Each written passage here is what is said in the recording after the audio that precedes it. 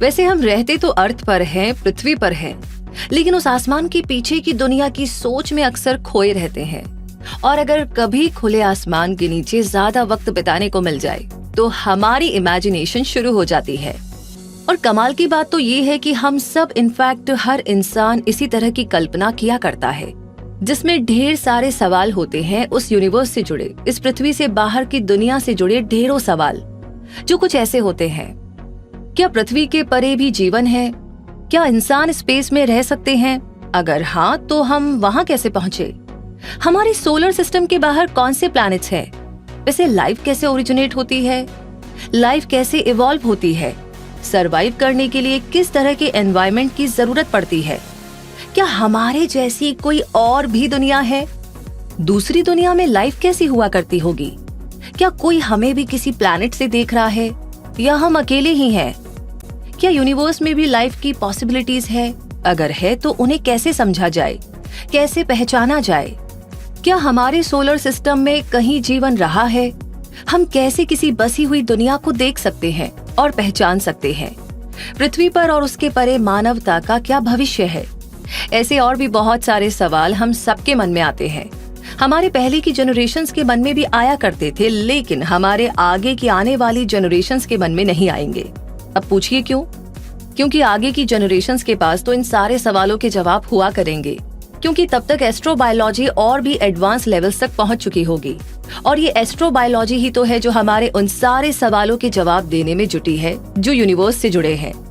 और जरा सोचिए कि हमें हमारी जैसी दूसरी दुनिया का पता चल जाए तो ब्रह्मांड को देखने का हमारा नजरिया ही बदल जाए।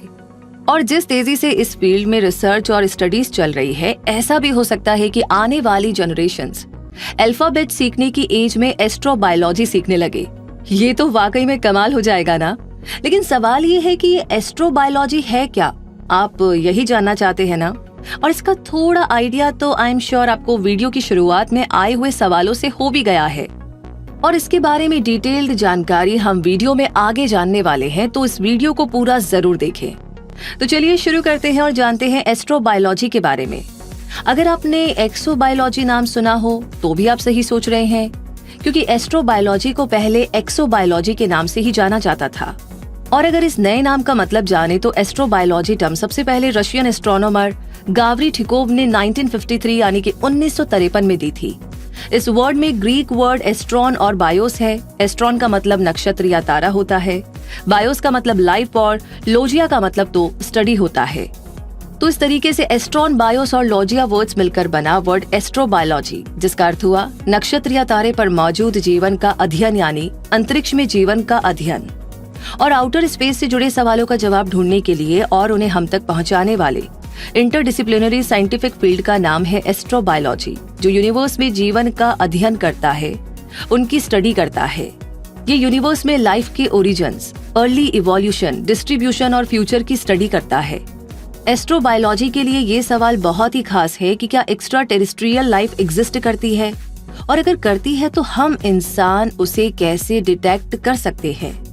पृथ्वी के परे जीवन संभव है या नहीं, दूसरी दुनियाओं में एनवायरनमेंट का नेचर कैसा है, क्या वो लाइफ को सपोर्ट करता है, वहाँ का प्लैनेटरी सिस्टम कैसा है, इन सब को समझने के लिए यानी अदर वर्ल्ड्स में लाइफ की पॉसिबिलिटी को इन्वेस्टिगेट करने के लिए एस्ट्रोबायोलॉजी ने बहुत सी फील्ड्स की नॉलेज और टेक्निक्स को कंबाइन किया है, ताकि अर्थ से आगे दूसरे वर्ल्ड में लाइफ से जुड़े हर सवाल का जवाब ढूंढा जा सके। और इनमें astronomy, biology, biophysics, biochemistry, physical cosmology, chemistry, geology, atmospheric science, ओशियोनोग्राफी और एरोनॉटिकल इंजीनियरिंग जैसे फील्ड्स शामिल हैं। लाइफ का ओरिजिन और अर्ली इवोल्यूशन एस्ट्रोबायोलॉजी का सबसे इम्पोर्टेंट पार्ट होता है। ये इंटरडिसिप्लिनरी फील्ड प्लैनेटरी सिस्टम के ओरिजिन पर रिसर्च करता है। स्पेस में ऑर्गेनिक कंपाउंड्स के origins, rock water, carbon interactions, earth पर लाइफ के ओरिजिन जैसे कॉम्प्लिकेटेड सवाल पर रिसर्च करता है। अर्थ और आउटर स्पेस में लाइफ के लिए मौजूद चैलेंजेस की स्टडी भी इसी में शामिल होती है। ये फील्ड दूसरे प्लैनेट्स पर लाइफ के लिए नेसेसरी कंडीशंस का पता लगाता है, जैसे लिक्विड वाटर, गुड टेम्परेचर और ऑक्सीजन की प्रेजेंस।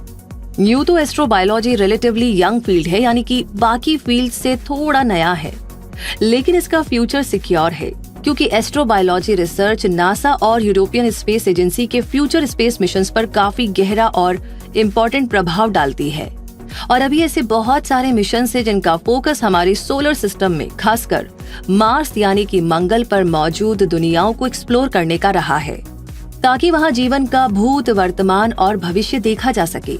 इसके अलावा टेलीस्कोप टेक्नोलॉजी में भी इतना एडवांसमेंट हुआ है कि अब रिसर्चर्स हमारे सोलर सिस्टम के बाहर मौजूद ऐसे प्लैनेट्स को सर्च कर रहे हैं जहां पर रहना संभव हो। बहुत लंबे समय से बहुत सी स्पेस एजेंसीज अर्थ प्लैनेट के बाहर लाइफ की खोज में जुटी हुई है और मंगल पर उन्हें सक्सेस भी मिली है, जैसे NASA, former Soviet Union space programme यानी रोसोकॉस्मोस, यूरोपियन स्पेस एजेंसी और इसरो। एस्ट्रोबायोलॉजी रिसर्च का फोकस मार्स पर लाइफ सर्च करना रहा और ये पता लगाया गया कि मार्स पर पहले कभी पानी था, जो जीवन के लिए जरूरी है। और नासा का वाइकिंग प्रोजेक्ट किसी अंतरिक्ष यान को दूसरे प्लैनेट की सरफेस पर सुरक्षित उतारने वाला पहला मिशन बना। नासा के मार्स मिशन की सक्सेसफुल शुरुआत के बाद इसरो में भी एस्ट्रोबायोलॉजी फील्ड में रिसर्च और प्रोजेक्ट्स का स्कोप काफी बढ़ा है। मार्स के अलावा सैटर्न के मून टाइटन और जुपिटर के मून यूरोपा जैसी सोलर सिस्टम बॉडीज पर लाइफ की पॉसिबिलिटी सर्च करने में भी एस्ट्रोबायोलॉजी जुटी हुई है। तो भाई, एस्ट्रोबायोलॉजी के बारे में इतना जान लेने के बाद ये भी जान लेना बेहतर होगा कि एक एस्ट्रोबायोलॉजिस्ट कौन होता है। एस्ट्रोबायोलॉजिस्ट ही वो पर्सन होता है जो अर्थ के आगे लाइफ की सारी संभावनाओं को, पॉसिबिलिटीज को स्टडी करता है। वो बायोलॉजी और एस्ट्रोनॉमी का एक्सपर्ट होता है। वो रिसर्च और स्टडी के बेस पर ये समझने की कोशिश करता है कि लाइफ का ओरिजिन कैसे होता है और डिफरेंट टाइप के एनवायरमेंट्स में लाइफ कैसे सरवाइव कर सकती है। एस्ट्रोबायोलॉजिस्ट डिफरेंट प्लैनेट्स और मून्स की स्टडी करते हैं ताकि उन्हें ये पता चल सके कि क्या वहाँ की कंडीशंस लाइफ को सपोर्ट करती है। कुछ एस्ट्रोबायोलॉजिस्ट ऐसे प्रोजेक्ट्स पर काम करते हैं जो यूनिवर्स में लाइफ के रेडियो सिग्नल्स को सर्च करते हैं, जबकि कुछ एस्ट्रोबायोलॉजिस्ट ऐसे प्लेसेस को सर्च करते हैं जहां पर लाइफ अपनी सिंपलेस्ट फॉर्म में एग्जिस्ट करती हो। इस प्रोसेस में बहुत ज्यादा समय लगा करता है। इसके अलावा वो पहले के शुरुआती जीवन में मिलने वाले फॉसिल्स को स्टडी करके भी ये पता लगाने की कोशिश करते हैं कि ये फॉसिल्स पृथ्वी पर कैसे पहुंचे होंगे। तो इसका मतलब अर्थ से आगे यूनिवर्स में क्या कभी लाइफ थी, क्या आज कहीं लाइफ एग्जिस्ट करती है और क्या फ्यूचर में लाइफ की कोई पॉसिबिलिटी है। ये पता लगाने वाली साइंस का एक फील्ड है एस्ट्रोबायोलॉजी, जिसमें टाइम के साथ यानी टेक्नोलॉजी एडवांसमेंट, अचीवमेंट्स और रिसर्चेस की सक्सेस के साथ साथ स्कोप भी बढ़ता जा रहा है और कुछ वक्त बाद बच्चे की जुबान पर एस्ट्रोबायोलॉजी का नाम होगा। तो दोस्तों, इस तरह आपको अपने सवाल का जवाब मिल ही गया होगा कि एस्ट्रोबायोलॉजी क्या है और ये हमारे लिए इम्पोर्टेंट क्यों है। तो ये जानकारी, ये वीडियो आपको कैसा लगा कमेंट बॉक्स में लिख करके जरूर शेयर कीजिएगा। साथ ही आगे कोई ऐसा ही सवाल हो तो प्लीज हमें जरूर भेजिए। और जितने नए लोगों ने आज हमें ज्वाइन किया है, ऐसी इंटरेस्टिंग क्रिएटिव जानकारियां आगे भी आपको मिलती रहे, उसके लिए जरूरी है कि आप क्विक सपोर्ट चैनल को सब्सक्राइब करके बेल आइकन को प्रेस कर दीजिए ताकि कोई भी नोटिफिकेशन कभी भी मिस ना करे।